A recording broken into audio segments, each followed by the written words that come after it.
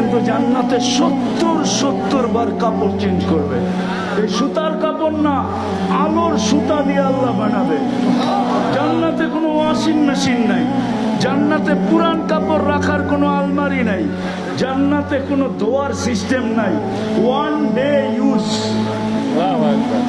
আজকে যেটা ব্যবহার শেষ, কালকে নতুন কুদরত দিয়ে বানায় পাঠাবে 70 জোড়া।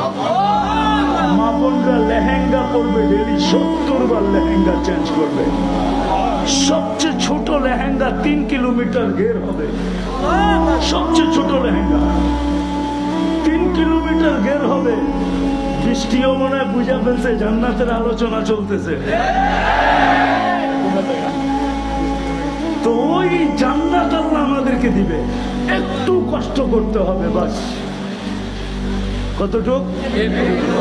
এই উম্মতকে 60-70 বছর করতে হবে না, যদিও বয়স 70 বছর।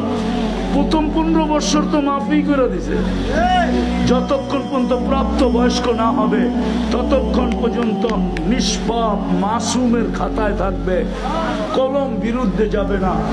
দ্বিতীয় যা রয়ে গেল, আমরা 24 ঘন্টায় যতক্ষণ ঘুমাই কলম আমাদের বিরুদ্ধে যায় না, ওটাও আমাদের পক্ষে।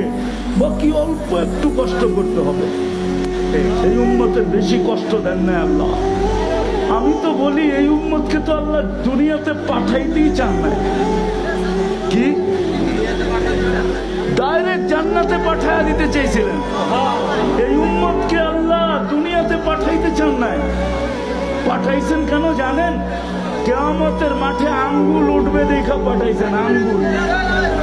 কেননা এই আওয়াজ না করি, এই উম্মতকে আল্লাহ নির্বাচিত করছেন নিজের জন্য। কার জন্য?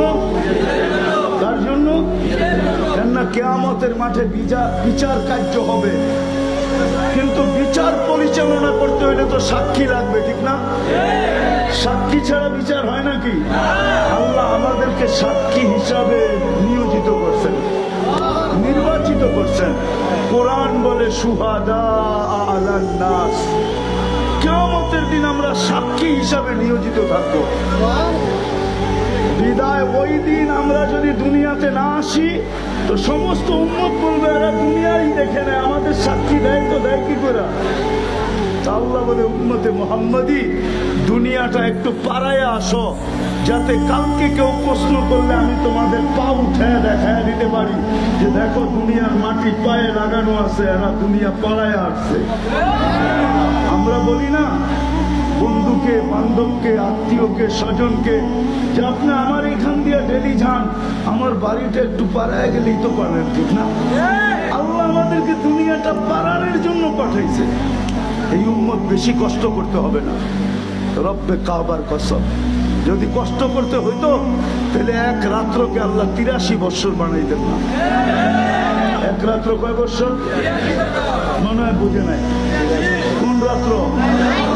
লাইলাতুল কদর।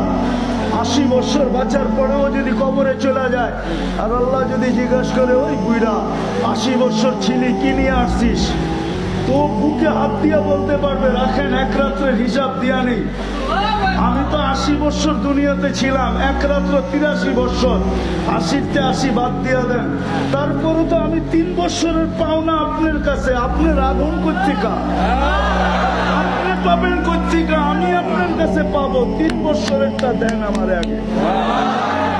না 3 বছরের ভিতরে তো আরো 3টা লাইলাতুল কদর আছে না নাই?